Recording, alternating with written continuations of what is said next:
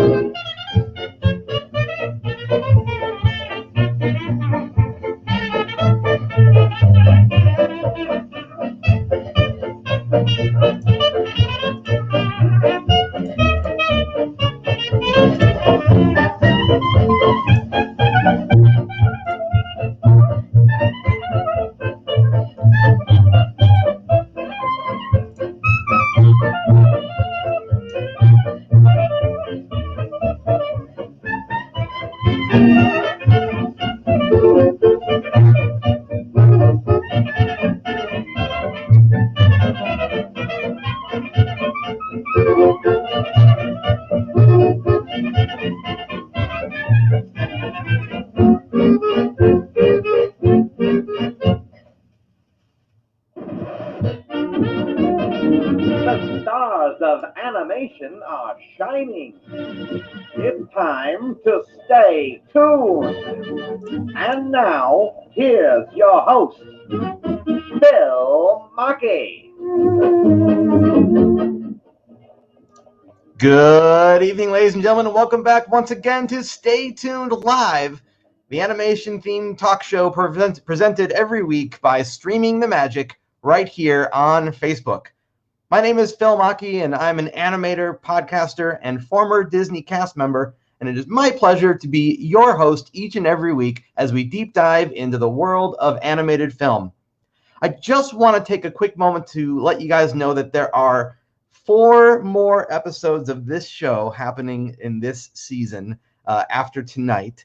And if you would like more, stay tuned. If you're like, man, I can't wait for more, you can head on over to anchor.fm/Phil Machi, and you can get seasons 1 and 2 of the podcast Stay Tuned for free. You can also look it up in any of your favorite podcast apps, and it'll pop right up there. So there are like 30 episodes you can listen to while you're waiting for more. Just wanted to let you know, as far as this show is concerned, we got only 4 episodes left. Okay, I am very, very excited for tonight's special guest. The president and publisher of Animation Magazine is here. We're going to discuss the importance of the medium of animation and so much more. Please welcome Jean Thoren. Hi, Phil. Hi, Hey. everybody. Welcome, Jean. How are you? I'm great. I hope you're all healthy. Yes, I'm doing well. I'm sure, like a lot of other artists, doing very well being a hermit. Yeah, we're always hermits at Animation Magazine. We've been virtual for years. Yeah, it's one of those things where when all this stuff started, I was like, I guess I could just keep doing what I'm already doing and be fine. Yeah, I've talked to so many people. I talked to a lot of people in animation, and so many big studios locally in Los Angeles are loving this and thinking ways that they don't have to go back to the studio. So yeah, I think in this is probably the only industries where that's where this situation we're experiencing right now is exactly. Animation is booming in COVID. How weird. It's for me, it's given me a chance to sort of hunker down and like tackle projects that I felt like I didn't have time for before. Yeah, exactly. But well, I wanted to start off by congratulating you, first of all, on over 30 years of Animation Magazine. Yeah. You can tell how old I am. You're 31. It's It's actually 33 years of the magazine, and before that, many years of producing a big show called the Tornadoes of Animation, and an event called the World Animation Celebrations. Oh, wonderful. And that's one of those things now where we're going to have to maybe rethink some of those kinds of events, right? Yeah, exactly. Well, I don't know if anybody's really going to embrace these virtual events on a regular basis. The whole point of an event is getting excited, meeting the people face to face that are your heroes or are going to be your partners for the next 10 years, making whatever project you're about to make. So, I think that live events are where it's at. It's interesting, isn't it? Because I feel like as animators and artists, we are all very used to being by ourselves. It's a very solitary medium, but there is this vital portion of things where you come together to share an experience. Yeah, well, look at all these Comic-Con people that, I've been going to Comic-Con since it was the back lot of a hotel down in San Diego and just a few tables of people selling comics. But now, all the people dressing up, it's lost on a Zoom call, Yeah. How do you get your favorite costume on and walk around your living room and find any joy in that, right? So I think that it's got to come back, right? It's got to come back. I would agree. They've been saying print is dead for years, Jean, Yeah. but you've managed to defy those predictions. How have you done that? Well, to tell you the truth, it's print that has kept us alive because the magazine business has changed many, many times. We've morphed every time it does. In the early days of Animation Magazine, obviously, we were published 4 times a year originally, then 6 times a year, then 12 times a year. And in the 90s, when the internet came along, we went, oh gosh, what are we going to do? They're saying that print is dead. So we started our website and started growing it and realized that, wow, this is great. We're putting on these events. We no longer with email had to mail out literally $200,000 worth of postage, to everybody around the world. Everybody was international. So you can imagine our FedEx bill and our, all the different bills for marketing. Sure. And then realized that there's a great blend of, coming in the morning and reading your 9 catch-up stories on animationmagazine.net. But people still like to sit down with the paper version and look at the art. And the creators really love the art. They love the art on our covers. I don't know if this is being broadcast, but, we have hundreds and hundreds of covers, of Animation Magazine. Oh, my God. That was our 20-year collection. This is our 30-year collection. You can see all the little tiny covers. Oh, my gosh, I love it. Oh. Anyway, so glad to hear that. we're up to 300 and something covers.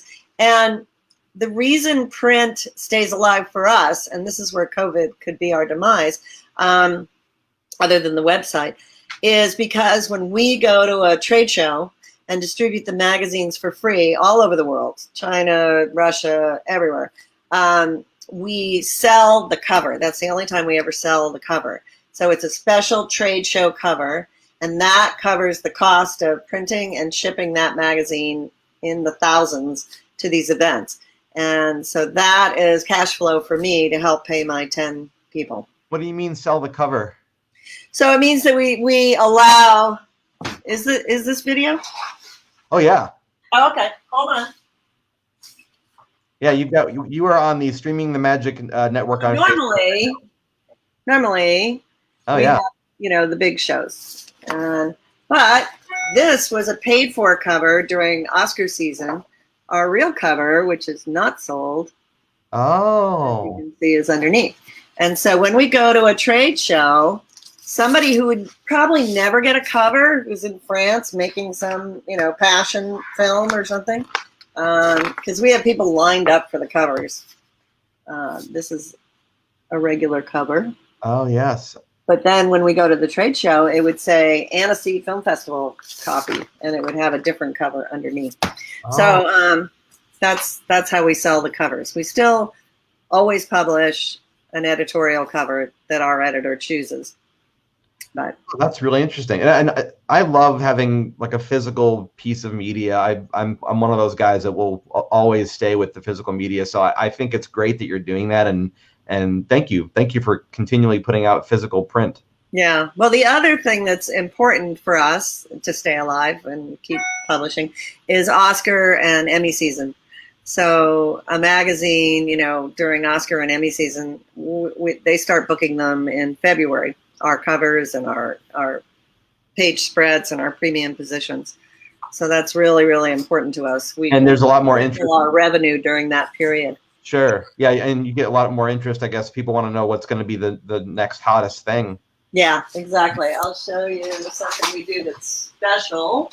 Sorry, I should have been more prepared. Okay. Hold on a second. Sure. Here we go. If anything, it's a really interesting experiment in spatial recognition of where a person is on this camera. So during Oscar season, we have a special issue that comes out.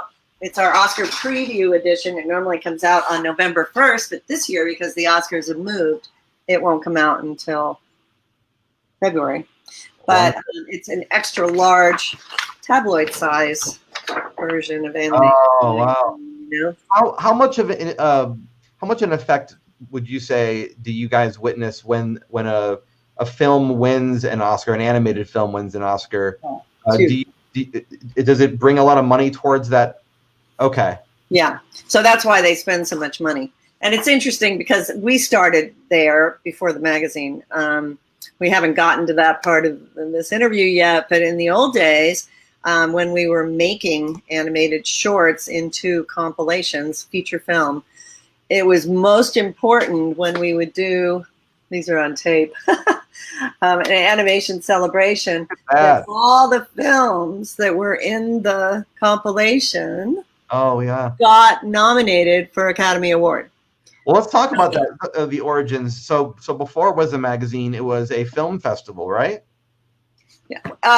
The first magazine was the souvenir program for the first World Animation Celebration, which was at the Wadsworth Center in Los Angeles, done on a shoestring budget. But because my husband at the time was working for Landmark Theater Corporation, which is an art theater, we got the new art. And these tourneys of animation that we first saw and ultimately bought, they were started by Chuck Jones and a bunch of guys in Annecy, Bill Littlejohn and Les Goldman. And then the guy that was actually physically putting these compilations together, Prescott Wright from San Francisco, would distribute them to art theaters like the Landmark Theater Corporation. I don't know why. Okay. There we go. So it was a program first, and then was there a lot of... We bought that. We bought the name, the Tourneys of Animation, and we started producing these compilations once a year. And then we realized that instead of traveling to all these festivals, which we spent all our time doing, and we had little kids at the time, dragging them in tow to Annecy and Zagreb and Hiroshima and Ghent and all these very far away places, I actually said to Terry, we don't need to do this. We know how to put on film festivals because we helped Bill Pence with the first 5 Telluride film festivals. And Terry started with 2 other people, the Denver Film Festival. So we knew film festivals. And so I said, there's no animation festival anywhere in the United States. Why don't we start an animation festival? And Terry was great at marketing. So we started the first animation celebration. And people were thrilled because A, there wasn't one in the United States, and the souvenir program, Animation Magazine, was so exciting to them because they had no way of connecting with the rest of the industry, right?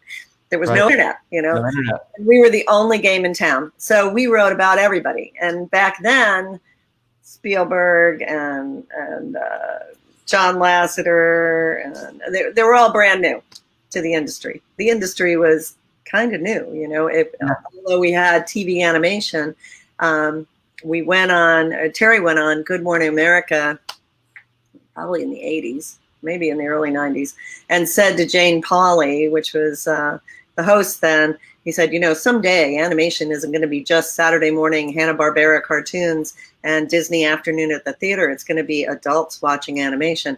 And it's kind of amusing that he ended up CEO of Klasky Csupo, where they were making one of the biggest shows that became adult animation, The Simpsons. Sure. So his prophecy kind of worked out for Terry. Yeah, and then went on and did other things like Duckman and Rugrats and As Told by Ginger and Wild Thornberries and all of those. Yeah. That's awesome. So your career path before that, was it geared towards wanting to be a journalist, or? No, actually none of the above. I was a designer. I was designing restaurants, and when I moved to LA with Terry, I had my own company designing restaurants mostly in Denver with a graphic design partner of mine, doing all the interiors, just soup to nuts for restaurants, right? You want to do a theme restaurant, we'll do everything. A restaurant that has soup and nuts. Right, exactly. But we did lots of fun ones. It was a great time in Colorado. A lot of restaurants were being built. But Terry got an offer to move to take over. He was the district manager of a lot of landmark theaters in Colorado, and then ultimately a regional manager for the Midwest. And they wanted him to come and book the calendars, which no one in this audience probably knows what that is, but they used to be paper calendars that were put out, and they had a different double feature every night, or they'd have a week of the best of French film or Truffaut Festival or Marx Brothers Festival. And they were at these art theaters, and they were very popular in the 70s and 80s. And so we moved to LA, and I was designing office buildings downtown. And we started having children, and I was not allowed to be on these girders up in these huge office buildings with my hard hat when I was pregnant. So I went to work for Terry distributing odd films, and we had a company of our own that was distributing things like Nuda di Donna, which was an Italian, art film, a lot of different strange films. And ultimately we found the Tournes and started producing them, and then I started working, one thing led to another. Yeah. And behind the scenes, I was the, doing everything at Animation Magazine. So before all of that, before you even got pulled into all this, what was a good animation inspiration set? Yeah, so we were blown away in the 80s, just as Chuck Jones and these guys, Bill Littlejohn, who was just a great guy, and Les Goldman. We couldn't believe that these gorgeous films, and I'll mention a few of my favorites in a minute, but these gorgeous films weren't being seen. And in order to see them, you literally had to go to Annecy, or because there was no festival in the United States, or you had to go to Ottawa, or you had to go to Ghent or Hiroshima. There were like 5 festivals around the world. So we thought, oh my goodness, there's a huge audience for this, and they're so beautiful. And I remember one of the ones that really inspired me is Terry went to Kiev, in Russia at the time, and it was closed.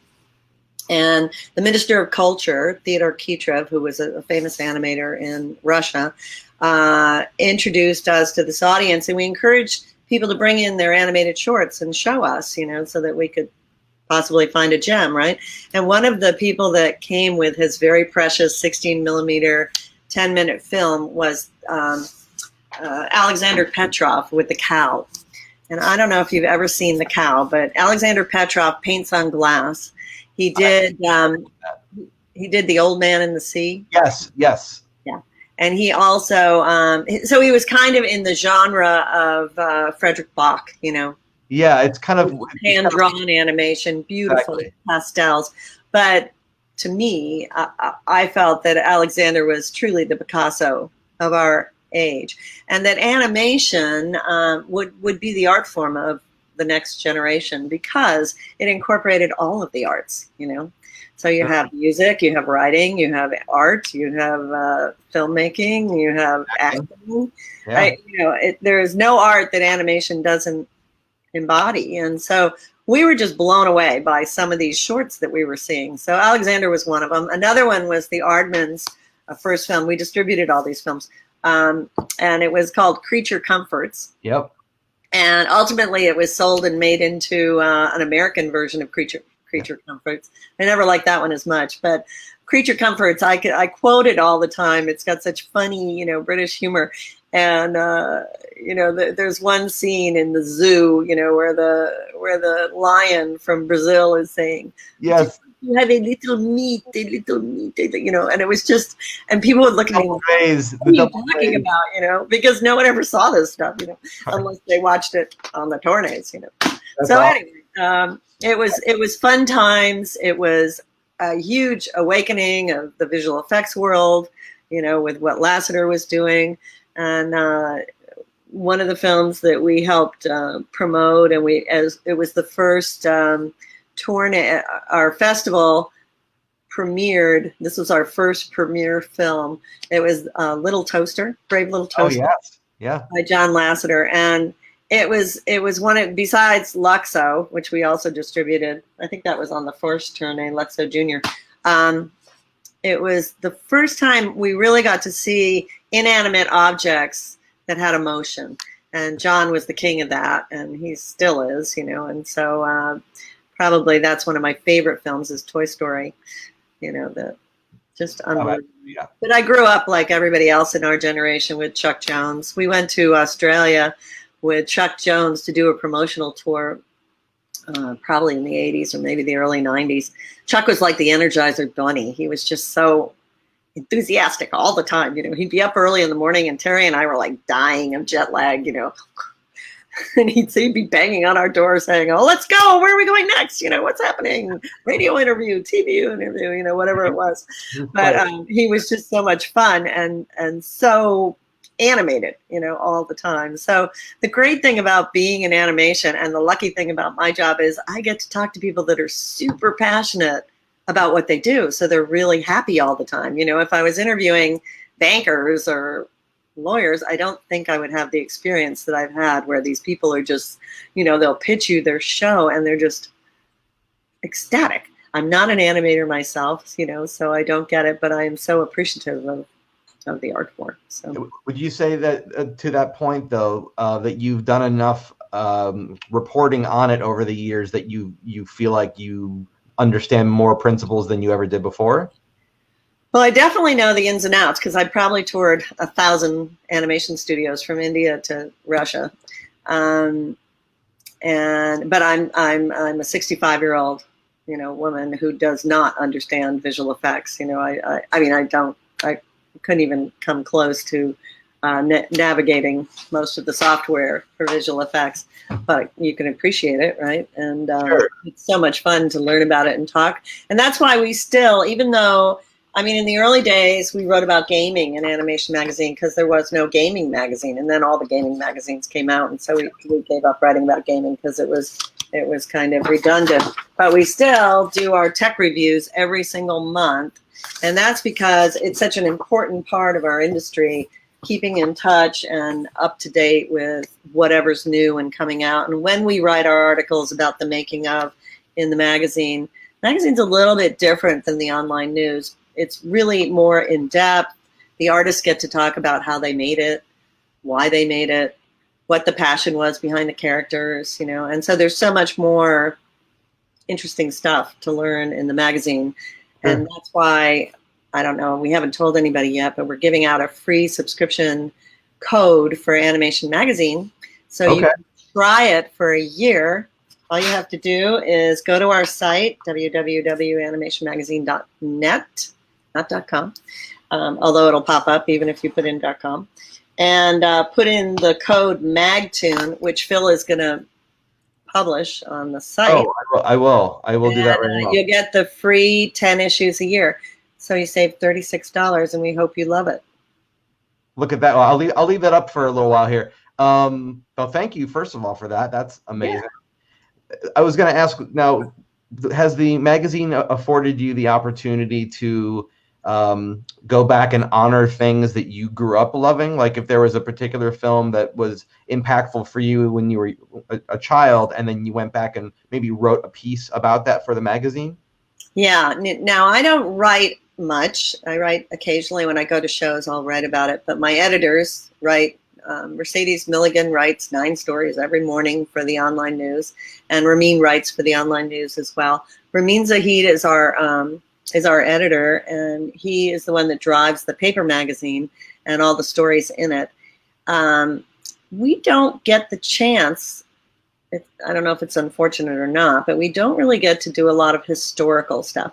We will celebrate people's anniversaries and special milestones with shows and things like that we receive press releases on. But because there's so much animation being made now, we really try to bring forth, things that you would never see if you don't get a chance like us to go to every festival in the world, and bring out new things. So, we write about schools, we write about the visual effects, we write about career opportunities and guides. We put out a school guide every year that has a lot of information about all the schools around the world that send us their information each year.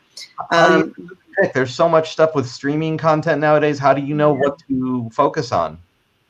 It used to be that we could go find the news, but now they have to find us because, and plenty of them do. I get thousands of emails, and so do my editors every day talking about shows.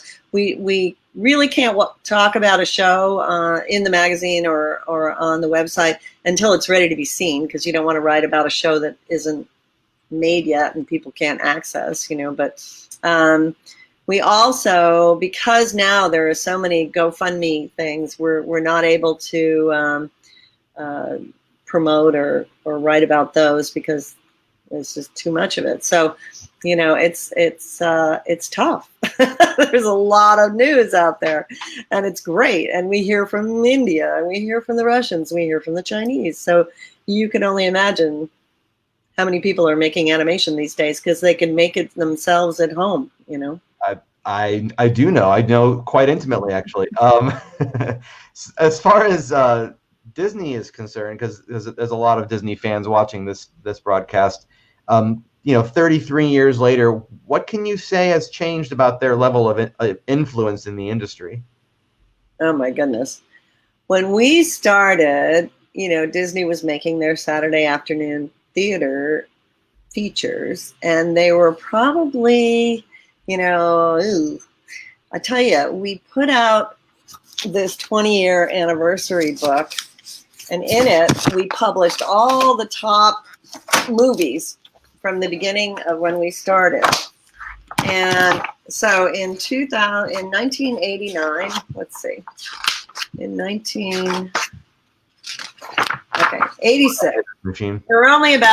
there was like one movie a month, 86 all the way through 90, and sometimes not even that many, but usually about one movie a month. And then the boom started. There was a dip. And then around 1992 to 1993, it really started picking up. And then you had like 30 movies a year being produced, just features for theatrical release. And it just grew and grew and grew. So all of a sudden, Disney started having a lot of competition. Not that Disney really has competition, especially since they bought Pixar. Yeah. But Disney is such a huge company now. It's a different realm, I remember Disney when Jeffrey Katzenberg was there, and it was a different place, and you were there, right? You've been there, what Disney's like. It's a well-oiled machine. It is. And it's phenomenal what they've accomplished over the years, It was really phenomenal what DreamWorks accomplished, when Jeffrey started his thing. And it's just so cool to watch animation grow the way it's grown. It's just exponential, whoever thought that it would become what it is today. Absolutely. And to see companies like Leica coming out of left field and making stop motion a viable art form again. Yeah. So Terry, in between working for Expanded Entertainment, producing these tourneys, and Landmark, went to work for 1 year for oh shoot, I'm going to have a senior moment. Sorry. It's okay. Before Leica, it was Claymation dude. Oh, yeah. He died, unfortunately, recently. I know who you mean. I'm sorry. It's okay. I'm having a senior moment. I'll think of it in 2 seconds. Anyway, went to work up there, and his job was to go out and sell claymation features. So Will Vinton. So Will actually coined and trademarked the word claymation. And he was making the California Raisins and a whole bunch of, the dinosaur movies and everything. Yep. And he wanted to start making feature films. And, Terry would go to Cannes and sit there, and he'd call people and say, I'm selling claymation features, and they wouldn't even take a meeting with him in the beginning, and then he'd pretend he was a secretary calling for Terry Thoren, and then they'd make a meeting. But in the early days, nobody really wanted to see claymated. It was strictly Aardman.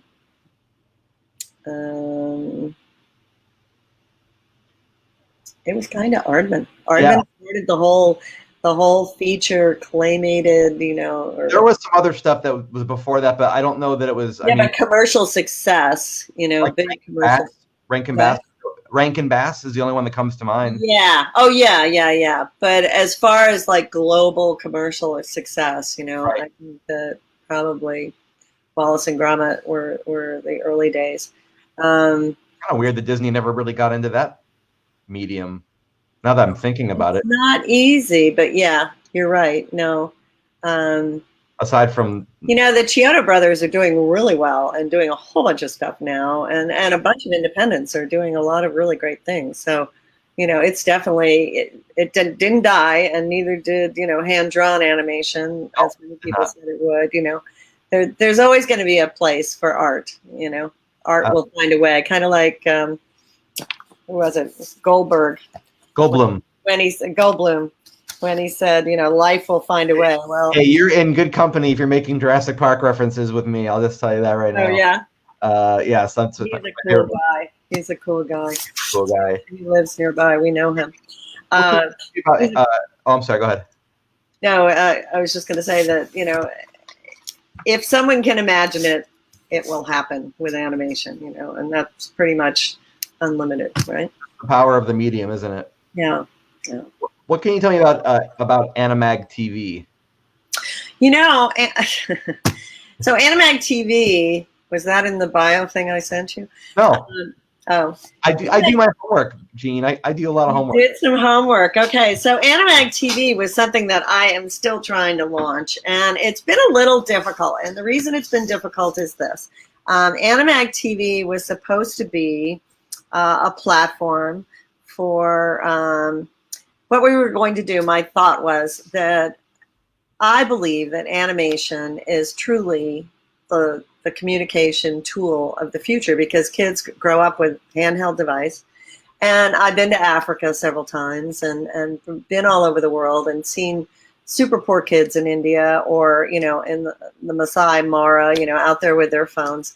And I'm also an environmental warrior, and I believe that if we can get a message via animation out to kids, and the kids are the ones that know what the message is, but if we can just give them the tools of animation to make little animated shows about why they shouldn't kill lions in Africa, or why they shouldn't pollute in India, or maybe have too many children, or whatever the message would be for their area, that we could save the world, with animation. And so I developed this show. It was a kids show, and it was traveling to animation studios all over the world. And we would land in Phil Machi's studio, and we'd say, "Hey, Phil, what are you doing today?" And you'd say, "Well, I've been working on this show, and this is what's cool about it." And then the kids would interact, and you would give them a task, draw a character and put it up on your mom's phone, or voice over, your character, or do, all the different ways that animation is made. And we challenged the kids to do it themselves. The problem was that TV shows, and to get financed, you have to have licensing or merchandising, or someone that just wants to give you a lot of money because they think it's a good idea, but usually that doesn't happen. So I went to lots of different vendors and people, broadcasters, and they said, "Well, great, but what are we going to sell?" Because it didn't have characters. The characters were all the different animation studios. So still working on how to get that one done. But The last time we talked to someone about it was Discovery Kids, and it's a perfect show for them because of its global appeal. We have animated characters that are actually the roving reporters, and so from each of the 5 continents. It's complicated, and that's another problem. It's expensive, So right now it's kind of in limbo, but okay. So we keep an eye out for. I haven't given up on it yet. Okay, good. So keep going to animationmagazine.net for us to, like, when it is ready, we'll see it there, right? Yeah, well, we actually, on animationmagazine.net, we have Animag TV, and Animag TV is just a place where you can show your animation, just like a YouTube channel. Oh, so I should probably I should probably make sure that my work goes there at some point, right? Yeah, absolutely. Okay. Yeah. We have a huge number of Facebook friends. We have like 180 plus thousand Facebook friends, and that's a lot for animation. And they are mostly interested in the headlines and the art. So okay. So let's say somebody watching this right now is just a complete newbie and just has not even heard of the publication for the last 33 years because they've been living under a rock. What can they look forward to experiencing when they jump into Animation Magazine? So I talk at a lot of schools, and I talk to kids who are studying animation. And usually they have this vision that they're going to go work for DreamWorks or Disney or something like that. And I always tell them, okay, don't get so stuck in that, that vein. This is what I'm doing, because life sometimes gives you a right-hand turn. For example, I was a designer of office buildings and restaurants, and here I am publishing a magazine for 33 years. So I think, and I tell people this all the time, that if you're going to get into a industry, you really need to know what's being made in the industry, who's making it, how it's being made. And so by reading Animation Magazine, both the print version or the digital, and reading our daily email newsletter, you get a really good taste of the visual effects, the technology, the art, and the animation, and the people that are making it. And you can walk into a job interview and say, oh, I was reading an Animation Magazine last week that so-and-so is making this film, and that sounded really cool to me. I love that film because I'm making a film that's similar. The whole thing about animation is passion, right? You have to have passion, perseverance, tenacity, because typically it takes about 7 years to get a film made. And there are so many people in the industry now making films, and the ones that get made are the people that stick to it.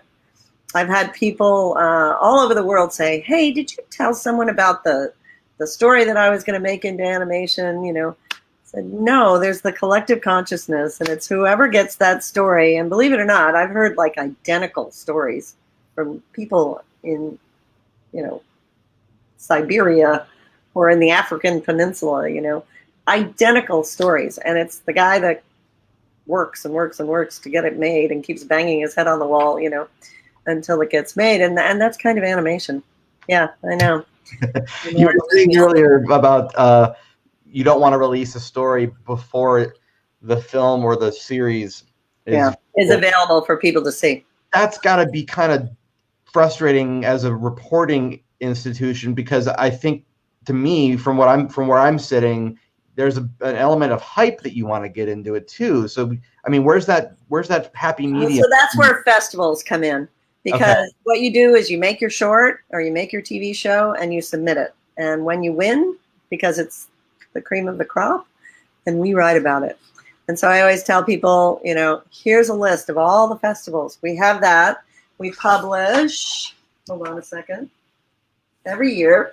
Your December issue comes with the Animation Magazine trade show calendar. Hey, look at that. And in the trade show calendar, we publish every festival in the world is in the, in July. You've got the Children's Media Conference, and you've got the World Animation Festival. You just, and this is how many there are. If you can see this. How many times a year does the print version come out now? The print version is 10 times a year. This comes with it. But you can also get this digitally online. You can go to our website and you'll see this, the trade show calendar. Okay. So we cover all the festivals in our daily, in our monthly and our daily. And that's a great way to know. But when I talk to teachers or students in schools, I say, check out this list, and then you'll know all the festivals that you can send your animated short to. That's really good to know. When you guys were covering games, do you remember a game called the Neverhood? That sounds really familiar. Who made it? The guy that did the Earthworm Jim. Oh, yeah. The reason I ask is because there are some. I mean, I don't usually go into gaming too much when I'm talking with folks, but you're right. There is definitely a crossover. But sometimes there's like a major crossover, and the Neverhood is one of those games where they filmed all of the cutscenes and all of the in-game stuff. It was done using claymation or stop motion, or we want to say. It was filmed that way with like they did Nightmare Before Christmas, but then they made it playable. And that was one of those things where it's like, is it a film? Is it a game? It's both. It's, Well, it used to be the in the early days, they would try to make games that went with the films, and so we would, of course, write about that. My babysitter became publisher of Animation Magazine in the 90s, when she got out of college. Her uncle was Don Bluth. Oh, wow. And and her father was involved with making, Don Bluth was The Rats of Nim. More Time and All Dogs. Secret of Nim. Yeah, Secret of Nim, All Dogs Go to Heaven. But the game that he made, and it was really early. Dragon Slayer? No, before that even. Before that. Oh, shoot. Gosh, I don't know what was before that. You know what? You got me on a long day with no sleep. I was staying up last night trying to fix my computer. If only we had an internet tool that we... No, I'm just kidding. I'll think of it. The synapses jump slower when you're 65. It's okay. I don't have an excuse, but I have the same problem. Yeah.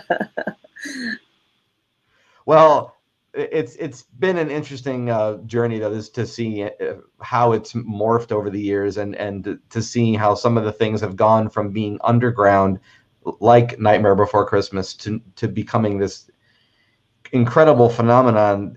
And you've seen a few series, I'm sure, like Invader Zim, where it starts off and then it gets ignored, and then it comes back and has a major resurgence. Yeah. Some things are before their time, That's what I wanted to ask you. Have you been able to kind of predict as a magazine, what's going to maybe be a gem, and then people don't see it, and then it comes true later in years? Well, I mean, when Terry began as CEO of Klasky Csupo, they were a fairly young studio. They had just lost Simpsons and were in the process of starting Rugrats. And that style was a really new, different, style. Everybody copied it. There were a lot of people that wanted to be the next Klasky Csupo. But they're relaunching it on Nickelodeon. Arlene and Gabo are going and doing new episodes. And I think it's a testament to certain things are just so classic because they were innovative and new. I hate seeing copies, or when someone comes in and pitches a show and says, "Oh, it's a cross between The Simpsons and Mickey Mouse or whatever." Yeah. And it's like, no, do something that's completely new and different, that nobody's. How do you determine that anymore? Because now there's so many people have said that there's nothing new. How do you even know? No, that's not true. I don't think. There's always a new way, a new twist to doing something. Of course, if you've ever been to any animation event and listened to any panel, the Bible is, the script is everything. The story is everything. Yep. It doesn't matter really what the animation looks like to sell the show. What matters is that it's great story, great character development, and it doesn't have to be complicated. It can be super simple, But do you have a favorite style of creation? Do you favor? Well, needless to say, I like all of the Klasky Csupo stuff, and I've always loved Disney because that's what I grew up on. I mean, like hand drawn versus CG versus stop motion. I love, if I took you on a tour around my office here, I'd show you, all the art on the walls is Frederick Bach, Alexander Petrov. Alexander Petrov, we got him qualified for an Academy Award for The Cow. Sadly, they couldn't get it out of Russia translated in time for the Academy Awards, so it was non-translated. It didn't win that year. Balance won, which was a great film. So I had the Balance guys on one side of me at the Academy Awards, and I had Alexander on the other side. But Alexander came to our home, and I had a baby, a 2-year-old and a 4-year-old, I think. And I said, Alexander, you want to go, see Hollywood, and we'll get your suit, and we've got to do all this stuff before the Academy Award. He goes, all I want to do is go out in your canoe, and if you have a piece of acetate or a piece of glass, and I have some paint, I have black and sepia and white paint, and I have my one brush, and I'm going to go paint your kids and the lake. We lived on Malibu Lake. And he went out for the day and sat in our canoe, and he did this painting that I have hanging in the hallway here. And it's of my 3 kids, who he only saw for a few minutes before they went to preschool, except for the baby. And he captured their essence. They're in their 30s now. And when you look at these 3 children, he's such an amazing artist. He just captured, all with a thumbprint, one brush, black, white, and sepia paint. And if you've ever seen a demonstration of him, a friend of mine puts on an event in the Canary Islands, and he actually got Alexander to come, and the guy stood on stage, and with an overhead projector like we used to use when we were in school, where the teacher writes on a piece of acetate and then it's projected onto the screen. Yep. He showed how he made The Old Man in the Sea, and he showed how he moved the paint. It gives me the chills to talk about that film or any of his films. He made a Coca-Cola commercial when he moved to Canada. He was making like 6 figures a year after making nothing in his garage, and was making commercials with another friend of mine who owned a studio up in Canada, making a lot of commercials. And it's the most beautiful Coke commercial you've ever seen. It's that classic Santa Claus coming down the chimney, putting his finger out. It's very classic. But look it up and see if you can find Alexander Petrov's Santa Claus commercial for Coke. It's beautiful, And so as much as I love all the CG and I love Toy Story and there's too much to love, sure. But the ones that just pull on your heartstrings, Is there one that you saw as a child that if you watch it to this day, it still has that same impact on you? Yeah, well, there's a bunch. Of course, Bambi, I was, going to Disney films in the 50s. So, it was the early stuff, and Cinderella, but Bambi, of course, and Song of the South, as racist as it was really cool. That was the name of the game back then. Mm-hmm. So you saw Song of the South in the theater then? Oh, yeah. When you saw that, Fantasia, oh my God! I think I was a teenager, maybe experimenting with drugs. I was watching Fantasia a lot. When you saw Song of the South, because it was a different time frame. It was not considered racist at all. No, sadly, this is before the march. This is before Lewis got hit over the head on the bridge. Sure. I grew up in Connecticut where it wasn't like that, but in the South it definitely was. Switching slight gears, since the magazine's been around for 33 years, that means it was around when Beauty and the Beast brought home the Academy Award, which was on our cover. A game changer. For you guys, did you see like a huge upswing in subscriptions right after that or things like that? Here, hold on a second. I'll go to that cover. In the early days, we didn't put now we put let's see, hold on a second. Ah, look at that. Katzenberg. Yeah, and I'm drawing a blank on his name right now on the left. Yeah, right? I know. He's always in Annecy. He doesn't have any hair anymore. Goldberg. Eric Goldberg, right? Eric Goldberg. Thanks. But we always put animators. Here's Matt. I can't figure out which way to go here. Oh yeah, there you go. There's on our cover. We always put animators on the cover, and then we realized that animators weren't the best looking group of people, and people really wanted to see. That's no insult. It's just kind of the way it is. When you're selling a magazine, you want to have something sexy and cool. My all-time bestseller was Stripperella. I remember that. You remember that? I got Stan. I was sitting next to Stan at a dinner party, and I said, "Hey, Stan, have you got something to put on the cover for our Comic-Con issue?" Because and he goes, "Yeah, Stripperella," because he loves babes, so he's a total TNA guy. And I said, "Oh, Stan, I would love to put Stripperella on the cover. I've never been able to put the, TNA on the cover of Animation Magazine. It'll be a sellout for sure, So we did, and it still is. We still have copies that we sell, at Comic-Con every year. But anyway, stop putting. Look at here's the first Toy Story cover. Oh yeah, you could have put Jessica Rabbit on the cover at one point, right? Oh, it was for sure. Richard Williams was on the cover many times. Oh, okay, good. How about Cool World? Here's Richard. Oh yeah, that's great. Okay. And then got Ralph Bakshi. Oh wow. He was big then. Indeed. And that's Disney right there. Oh, there's Don right there. Don before time, Don. Yeah. That's when he was just left, and went over to Ireland. Oh, that's such a. It's got to be a special feeling for you to have all of this like chronicled history, because what you're doing is you're creating the archives. Yeah, we have a great archive.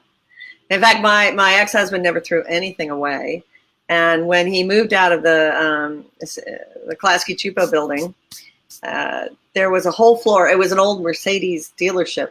And there was a whole floor where they had all the cars, and also they repaired cars. There were many floors of just these huge, and one of the floors was pretty much all Terry stuff, starting with the Tournes and all of the one sheets from every show that ever showed at any landmark theater. And so when he moved out of there, he wanted to get a storage unit to put it all in. I said, no, we can't pay for a storage unit. It was fine when it was free, but we've already got enough storage units. And so we gave it to Frank Gladstone over at ASIFA in Los Angeles, because they were supposed to be doing an animation museum. And poor Frank and Jerry Beck was one of our first editors. I think they're still storing it somewhere. It's just piles and piles and piles of stuff. One sheets and cells and you name it. Do you ever have a plan to maybe release something like a hardcover book that maybe goes over the history of what you've done? That's what this is. So I haven't done another one of these. We did this for our 20th. It's actually a very cool book. And it has every cover. Where can people get this? Or just eBay now? What's really sad is they're gone. I had 5 copies left. I gave a ton of them away, and I shouldn't have done it, but I was paying a lot for storage. I had thousands of copies of it. And so about 10 years ago for the Annie Awards, we put one on every seat at the Annie Awards. Thousands of copies. And so everybody got one. But, I figured, after like 25 years, they start becoming kind of obsolete. But what was cool about it was there was the history and the history of animation news, which before Animation Magazine, there was a newsletter, Animation News. And that primarily, the purpose of Animation News was to distribute for the Tournes, to promote the Tournes. And also write about whatever was happening in animation. But, it was like 300 people worldwide making animation back in the early 80s and late 70s. It's a lot more manageable when it's that kind of a number versus now. Yeah, now it's like 300,000. Yeah. So that's why my computer's so messed up. I wanted to give everybody who's watching live a chance to maybe toss out some questions. So in the next few minutes, if anybody wants to do that, let's do that. But before I get to those questions, I do want to let you know that there's somebody in the room named Cindy Anderson saying, your close personal friend Cindy says hi. Hi, Cindy. That's sweet. I'll make sure I get you a link after we're all done, and you can share this with other folks like Cindy. Oh, great. Thanks. Well, maybe we'll put it on our website. Oh, that would be great. That'd be great. So I want to remind everybody. So the different ways they can experience Animation Magazine are animationmagazine.net. They can get a physical subscription and have 10 times a year mailed straight to their door, which is great. Yeah, they can, but that one they have to pay for. Yes. How much is that one? It depends on where you are. If you're in Europe, it's like $100, I think, because of the postage. Costs like $8 each copy. But if you're in the States, I think it's $60. It depends on if you're a student. I think it's $45. If you're a professional, then it's $60. I think. How do you prove you're a student? What if you're a student of life? Well, you're supposed to give a student, ID, but. Oh, okay. And we go on the honor system, right? Right, or the honor student, as it were. And then the third way, a lifetime student, me. That's right. And then the third way, we got this code right here. I want to remind everybody that you were generous enough to create a code just for the Stay Tuned viewer audience. So if you use MagTune and you go to animationmagazine.net and enter that in, where do they enter that in exactly? It's Animation Magazine. Oh, hold on a second. I'll tell you exactly. Let's see, we're on Firefox. Yeah, I'll let you type in the. Hold on.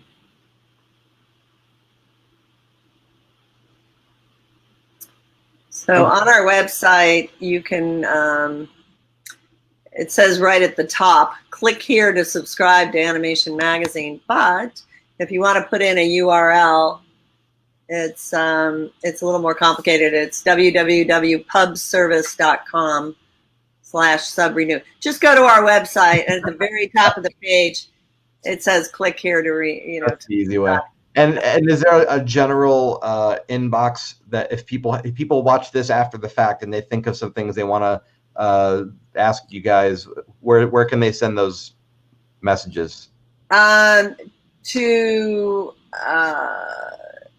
you mean like press releases? Oh no, just if someone's watching this and they're like, oh, I didn't get a chance to ask a question to Gene, I really want to know XYZ.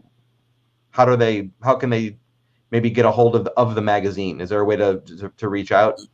Yeah, there's here. Our contact is, it's funny, I don't know this because I never use it. But it's that all you have to do is the general information number is, address is info@animationmagazine.net. Oh, okay. That's easy enough. Yeah.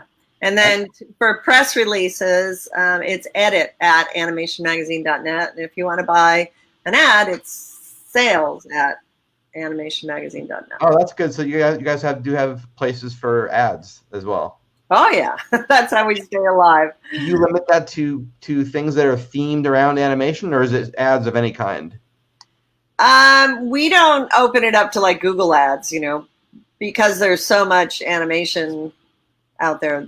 We're very popular. Our online ads and that kind of thing. In the magazine, you can publish anything you want. We don't discriminate. It's true. We'll take anybody's money. Hey, before you go, Gene, is there a restaurant that you helped design that's still standing to this day that you remember eating at before all this crazy COVID stuff happened? Gosh, I haven't been back to Colorado in so long. I designed Pikes Peak. That was down in Colorado Springs. We did Pasquinel's, which was a French restaurant in Aurora, Colorado, which is a suburb of Denver. We did some in Vail. I doubt it. That was, I don't want to say, that was like 40 years ago, right? Well, maybe they're still around, hopefully. I moved to LA in 79, so it would have to be a restaurant that's been around since the mid-70s. Well, I really have had such a fun time picking your brain tonight. Gene, thank you for doing this. And thanks for having me. It's been great. Oh, good. And I'm so proud of what you're doing. It's fantastic. Anything that promotes the animation is great. Well, thank you. And animators. It's really great. And for those animators out there, just keep up the good work and keep at it. Yeah, you're right. It does take determination and tenacity. I'm glad you mentioned that earlier, because that's probably the most important ingredients. Yeah, and just practice, right? Nobody walked in the first year, with a hit show and got it made. Everybody, was a starving artist, and there, Gabor and Arlene Schupa were in their garage trying to make advertisements. But maybe you're going to have Arlene on so you can hear all about that. That would be really great. I thank you again for being here tonight, and we will see you online and hopefully in print. If people will jump on board after they watch this, and we'll see you at the movies. Yeah, definitely. Thank you. Take care, Phil. You too. Bye. Bye. Alrighty, guys. Well, that's going to do it for another episode of Stay Tuned Live. I'd like once again to thank my special guest, Jean Thoren, for taking some of her time out to share just honestly her experience and just years of appreciation of this medium that we can all get behind.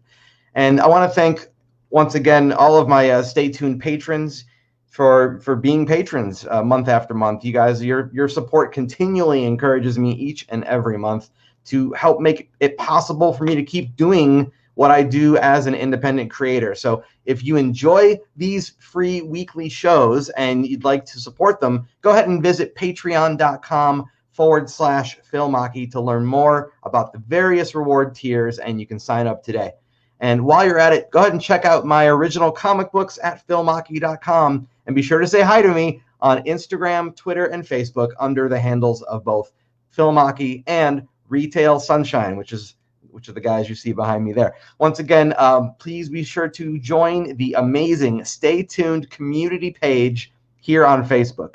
There's free daily news from around the world of all things animated, and you get to meet and chat with other fans of this show. So go ahead and get involved now at facebook.com/groups/Stay Tuners. I've been Phil Machi. You've been a wonderful audience. And until next week, keep those eyeballs peeled, those ears open, and be sure to stay tuned.